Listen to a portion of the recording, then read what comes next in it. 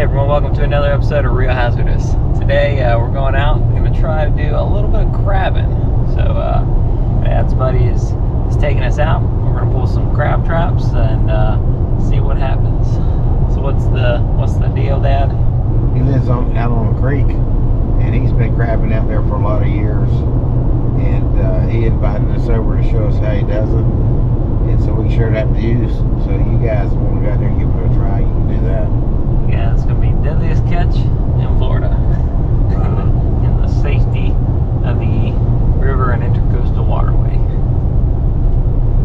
And did he mention it was on the 4th of July, so there should be no shortage of boats out there. Fortunately, we don't have to get to the ramp.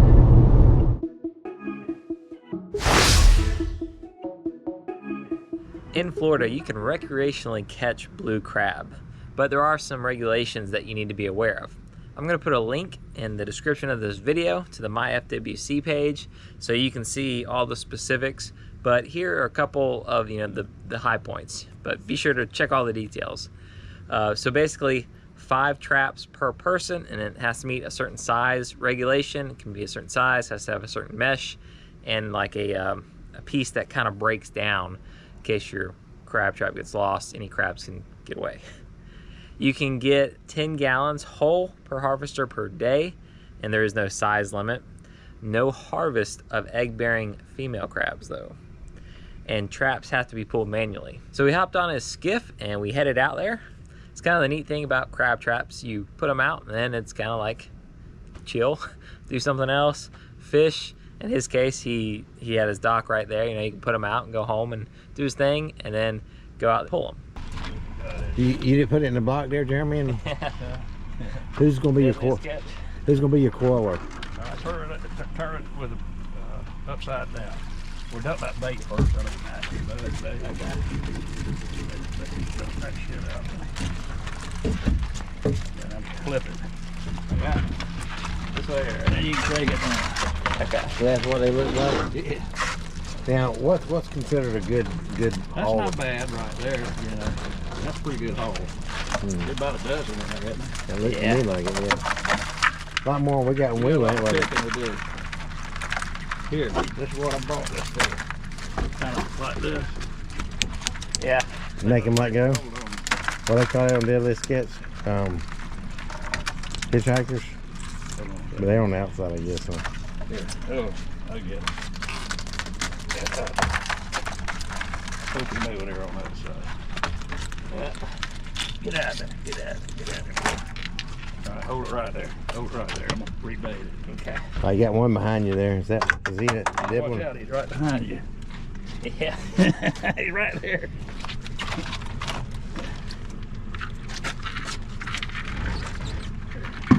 Got him. Yeah. I'll probably pull these side of it. I got these at Trout River, old Bruce. Just throw a few pogies in there and that'll... Yeah. You ever put like maybe kingfish or jackerbow or any of that work?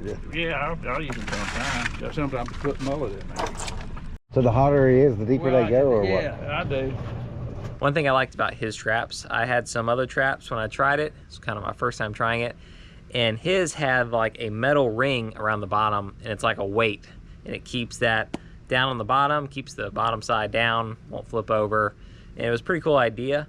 And the traps I had didn't have very much weight. And actually when the current was running good, it actually started moving my traps. So if you have traps, having that ring or some kind of weight attached to the bottom will help them stay in place. And when you say a hole, how deep is it here? Out there, it's 30 feet deep. Dang. I had to put it with the leads, with the irons down. Okay. Just flip it when we go out there. When I tell you to drop it, watch our bucket. Yeah. There you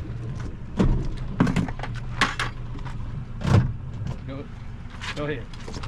Drop it. Drop it. Don't let that get caught up, it'll pull you in the water. Yeah. Seen that on You don't TV. gotta get around your toe. Yeah. It slows down like I do. While we were out there, it was pretty cool. We saw some birds. I believe they're called the roseate spoonbills. It basically looked like a pink pelican.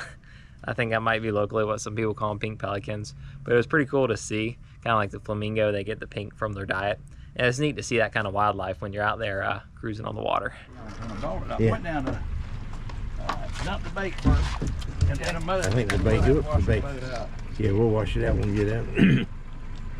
Any bait in there? That not gone. I'm gonna repack it and put it right back. About the same amount of crabs, huh? About 8 or 10 of them? Yeah, something like that. 6 or 8 of them maybe. Got it? Yeah.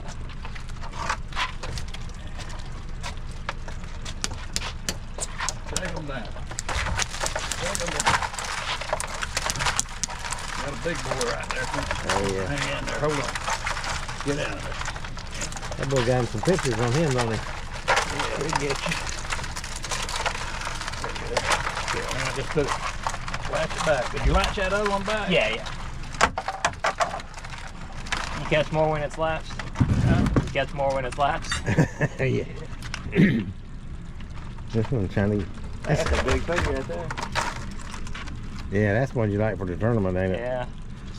Let me get this in. I'll tell you when to drop it. Okay. What you? Yeah, we don't want to lose you to a crab trap. Now, when you sit in your trap, what are you looking for as far as? Just I got this creek goes really dry. I have to stay in the channel. Okay. And nobody messes with your traps too bad? Sometimes, but they don't bother. Go ahead and just drop it down to you, right there where you at. Okay. Right there. You got it. I went with an old fella that went up in the Salt Run. You ever been down there at Lake George? I've been there when they did. And real clean. Yeah. Almost white, you know, just real bright colored. Right. They're more fresh water up there. Yeah. Davidson's over there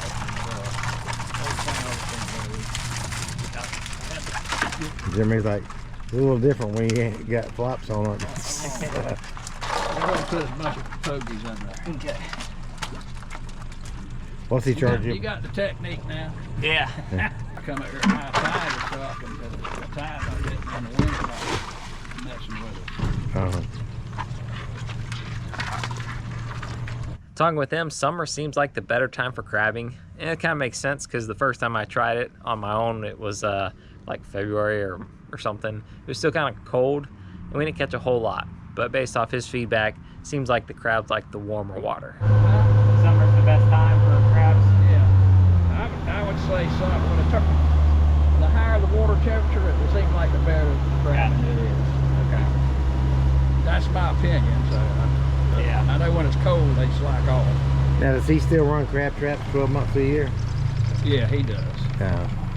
Yeah, they you know, molest these things now. They made it a 3rd-degree felony. Yeah. So, you know, that one might have been picked. I can tell you, somebody up here yesterday. Yeah. I'll put it right back where it was at. Bait's gone. That's a clue. Get that big crab out there. Okay. On one of our traps, when we pulled it, it seemed like someone may have messed with it earlier. Unfortunately, people will do that sometime. Remember, that's a big no-no. You know, leave people's stuff alone. We pulled up the traps, and our other traps had plenty of crabs, and this one didn't have any crabs, and the bait was gone.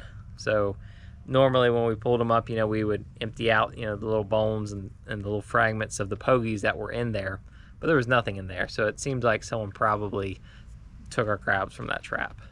4th of July, people want crabs. Yeah. But that's kind of a clue when your bait's gone, your crabs are gone too, didn't it? Yeah. Somebody up here yesterday, and I got in the boat and come up here. They took off. I don't know. He might have gotten it. I don't know. He's being acting awful suspicious. Uh-huh. I'm getting in a hurry. Full of bait, we'll know we did, don't we? Oh, there's so many of them on it won't come in, or what? Yeah, it's trying to get some mud off. Yeah, we didn't get that. Yeah, we didn't pull that one, did we? That was a pretty good crap. It had several on it, didn't it? Not that old nasty bait. How sweet it is, you know what I mean? Yeah. Uh-huh. Put those in there. Uh-huh. That's the stick. You gotta stick this. Oh, where's the stick at? That's right on my right foot. Down here. One more. 2 more. One right by you. Got a flip phone. Put them in there. Okay. Flat? Yeah, flat. Like, You don't want them upside down? yeah, not upside down.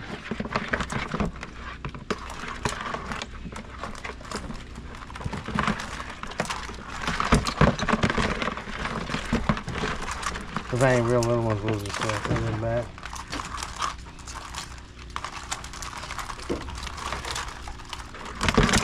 So we got a good mess of crabs. Now we're gonna show you how to clean them. So we are back at the house. Gonna cook up these crabs that we just caught. Try some recipes, but you gotta cook them alive. At least that's what I've heard is best. So we got the water boiling, nice and boiled. If you need instructions on how to boil water, YouTube it. Or just, you know, put water in the pot and turn the heat up. I'm gonna put a little salt in. Just a skosh. Dead dry. Just kind of playing with it. Now that bad boy's coming to a boil, we're gonna start cooking crab. Got our good fresh crab. Dead crab becomes poisonous. Like if you've seen Deadliest Catch, you know they gotta keep their crabs alive. You can't use dead ones. It's not like fish where you can have dead fish in your cooler and keep it on ice and then eat it. Crabs have to be alive for whatever reason.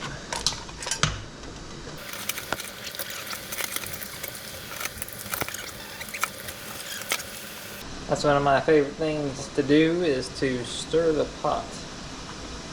No good at stirring the pot. Okay. Reference, I'm gonna kind of set my timer. Shouldn't take long, maybe 10 to 15 minutes from what I've heard. I'll fine tune this as I go along, hopefully. Kind of boiling for about 10 minutes. Now we're gonna pull them out, get the next group cooking, and then we can start cleaning the meat out of these.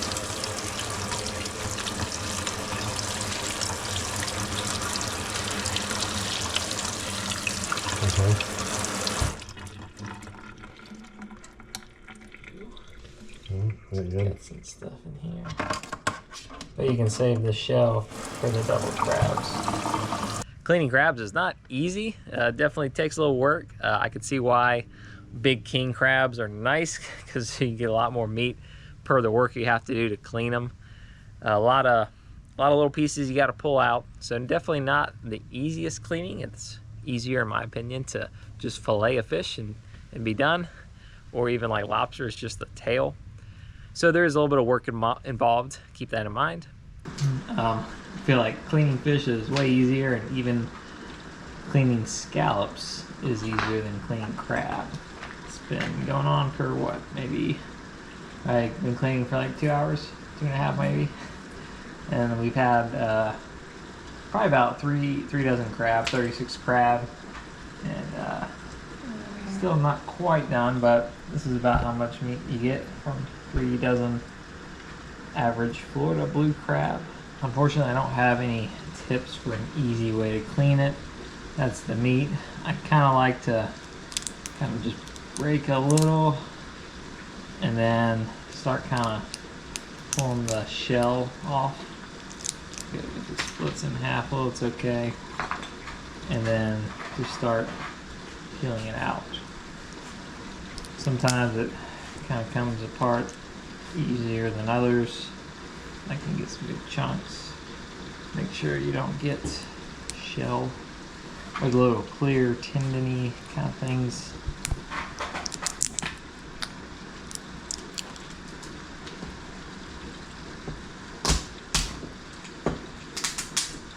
Now the blue crabs also have, you know, the pincher usually, and there is some good meat in that. This is just from the body. And be careful, really feel your way through, make sure you didn't miss anything, get any bone or that tendon. You don't want to be biting into whatever, and then feel that big old bone. So this part's got some bigger chunks. You can see it's easier to pull out. Just kind of get back in there. So that's pretty much all there is to it. Sorry I don't have an easy way to clean the crab. I couldn't find one and I hadn't figured one out yet. Just kind of prepare yourself mentally. It's going to be a little time consuming, a little tedious to get all that crab meat out. But crab meat's good. It's funny, it was actually catching the crab was probably the easiest part. Probably took 45 minutes. Drive out the boat, pull the traps in, get the crabs out of the traps, rebait the traps, throw them back out. That was the easy part. It's cooking them up and getting that meat off. That's going to be where the bulk of the work and time is in you know, this recreational crabbing. But anyways, I hope this helps you out, gives you an idea. It's definitely a cool thing to do. Seems to be best in the summer, and fun activity to do on the water. Pretty chill. So thanks for watching the video. Don't forget to like and subscribe, and we'll see you next time on Real Hazardous.